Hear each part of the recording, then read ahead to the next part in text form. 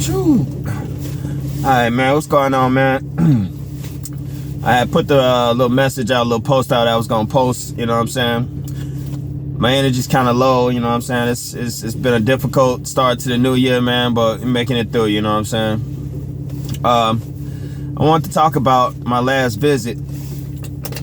I just came from from Chicago, man, and you know, just actually setting eyes on the environment, man. And I remember X-Man Rico had made a comment when he was out in the hundreds or something like that. He said it smelled like EBT and stress, and it was, you know, kind of funny hearing that, but he's not lying, man. Like, I'm out there on the west side, you know what I'm saying, on Madison and Central, man, and like, you know, you see the schools shut down. Look like they trying to do something positive with it. You know, I seen a little street art, you know, little artwork and stuff they got going. I guess it's going to be like a career center or a community center, something. I don't know what they're going to do, but at least they doing something with it. And, you know, right there on the bus stop, there was this homeless dude, you know, I mean, he basically made that bus stop his home, you know what I'm saying? He was there the whole time I was there, I would see him, you know what I mean? And it broke my heart. And then I would see the, you know, just the people, man. You see the stress and the, you know, you just see and smell poverty and struggle. You know what I'm saying?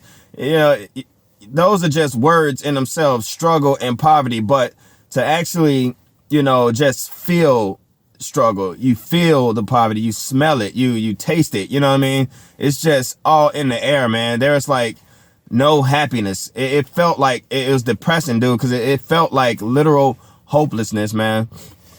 And you could see that, you know, complete divestment. You know what I mean? The only people that got the, you know, the stoves is the Arabs. You know what I'm saying? And $17 for a pack of Newports. You know what I'm saying? And that's the only thing they sell. Like, wow, stereotype, like, you know, a straight stereotype. All they sell was Newport menthol hundreds. $17, man. I go into the store, Leamington Foods, man. I'm looking at the prices and I'm thinking to myself, man, you can't make a living. You know what I'm saying? Now I get it. You know, I mean, I understood before, but to actually see it, you know, and I didn't see nothing all crazy out of ordinary. It was pretty, you know, pretty quiet. You know, it's kind of chilly. People, you don't want to be outside. You know what I mean? Cause it's just not a happy environment, man. Seeing some of the old places that's been there since I was a shorty still there. You know, Mr. Shoes, Uncle Remus is there, you know what I'm saying? But for the most part, it's just the streets, the buildings, everything just looks dingy and worn and tired, you know? And I'm like, yeah, we've been forgotten about, man. Like, nobody cares. You know, that's why in some of the, you know, some of the lives I've been on and some of the videos I've talked about, you know, when we talk about these solutions and things that people do in the community, you know, I try to speak in the way of, you know, let's do it and let's pretend there ain't no politicians. There is no one coming to help.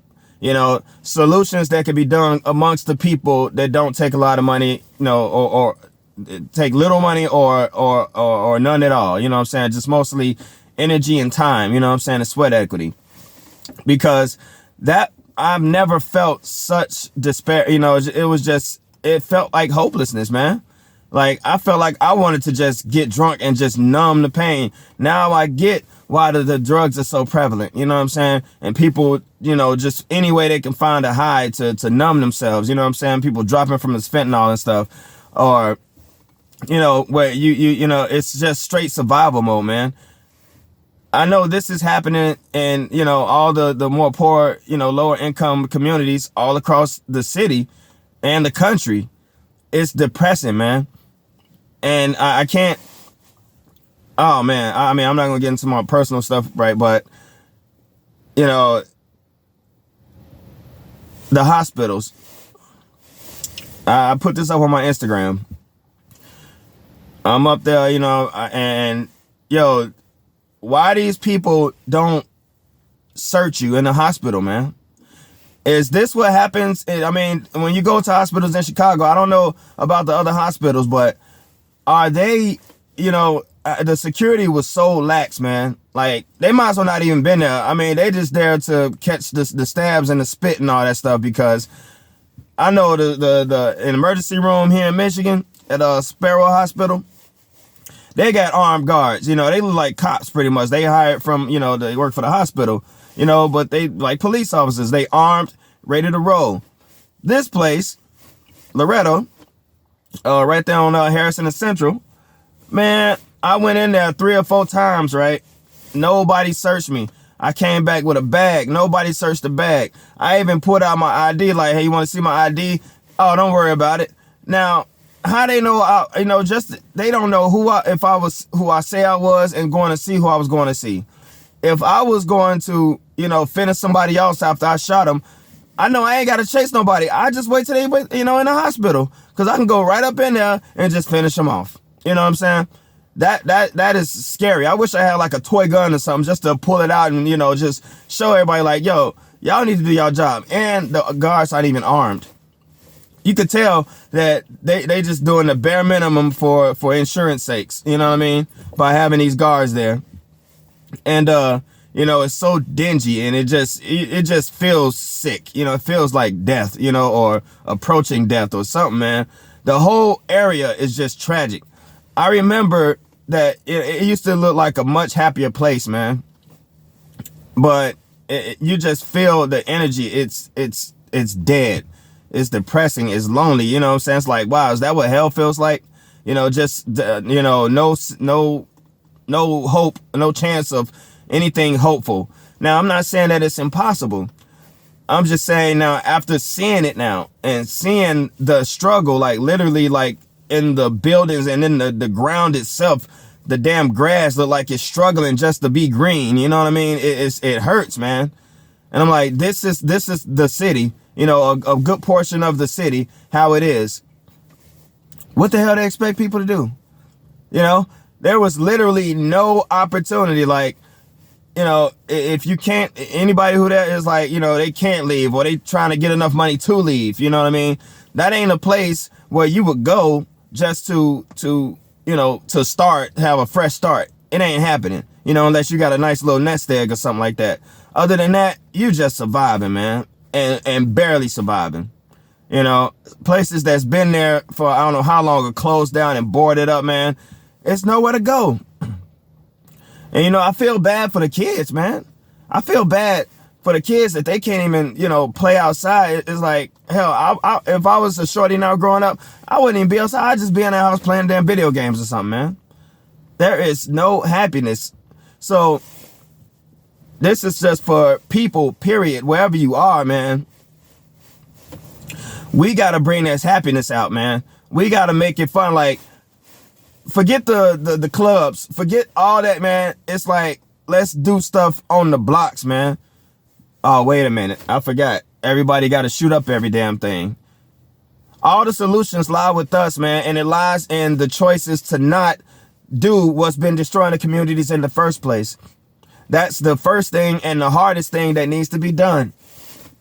You know, whether you know, whether the government or anybody, you know, private, federal or public, whatever, you know, invest anything in these communities or not, we still have to represent it. You know what I'm saying? The right way. People have to represent themselves. And by doing that, you represent the community. You know, you don't want to be known just for shoot 'em up, bang, bang. You know what I'm saying? I don't want to see any more still shots of people in the process of shooting at somebody from across the street. You know what I'm saying? With a big 33 round mag hanging out the pistol. You know what I'm saying? I want to see something different. You know what I mean? I want to see still shots and thumbnails on videos of people helping folks. I seen it was this video, man, on Instagram. It was sad, man. I think it was on 71st. Somebody got shot. You know, they was dying and somebody was recording and there's a lady, I'm thinking she helping this dude. She going through the man's pockets, took the man's money, man. It's like, how, you know, you don't want to die alone. You know, that's like one of the worst things, but this man's dying, breathing his last breath and he getting robbed, you know. But that's the kind of environment. Now that I've seen it again and actually laid eyes on it and felt it and breathed in the air, you know, it was like, it was making me sick, man. It was depressing. But that's just how bad it is, where, you know, good old fashioned human decency is almost gone with some people, you know, where she just taking this man's money out of his pockets as he laying dying. I don't know if he died or not, but that's just, you know, that's what survival mode looks like. You know, that's when complete divestment in the community and total loss of hope looks like, and it's sad. And we are the only ones that can turn it around. I'm pleading with everybody in every ghetto, every hood across the country, man. Represent your communities better. You know, that's the only way. That's whether people invest in a community or not. It's like investing yourselves just by being decent and good people to each other, man. You know, tall order to fill. I get it. But that's just it. That's what has to be done. Nothing more. You know, people looking for these really overly profound and elaborate solutions and stuff. No, the solutions is in choices that we make, choices on how we live and how we interact with each other. That's it. I don't know what else to say, man. That place just broke my heart, man. Like, I'm like, I guess I mean, because I was born there, I had a lot of good memories, but, you know, and I was going to walk around and show the neighborhood, but I just wasn't even in the mood, you know what I mean, for other stuff, not because of, you know, how the place looked, but just other things that I'm dealing with. But, yeah, I just wanted to get this video out here, man. Like, I see it. I seen it now, you know, and where I was, you know, it wasn't even the worst looking place, but it was bad enough. So I can only imagine there's places that's more desolate and broke down. We got to do better with each other, man. You know, forget what the politicians gonna do. We can't afford to wait on somebody else, man. We got to do it ourselves. The small, whatever, you know, greater, big or small, you know, somewhere in between. If it can be done, then do it. You know what I mean? Because it's like, it's dying. The city is dying. That's all I got to say. All right, man, y'all be smooth.